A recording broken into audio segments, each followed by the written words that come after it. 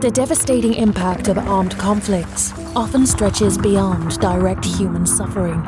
In the wake of wars, we see damage to natural resources, biodiversity, sustainable reconstruction, further reducing resilience to the climate crisis. Massive damage to urban areas in Syria and Iraq. Millions of tons of contaminated debris, toxic waste, and lack of access to clean drinking water.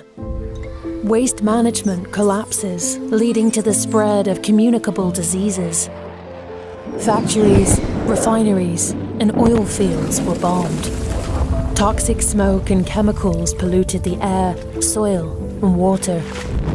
Thousands of makeshift refineries were built, posing serious health risks to the civilians working in them, many of them children, as they were exposed to noxious fumes or died in explosions. Agricultural areas were deliberately burned down by states and armed groups. Irrigation systems were destroyed, and the flow of water to farmers and populated areas was cut off. Large-scale deforestation was driven by fuel needs, impacting biodiversity and wildlife.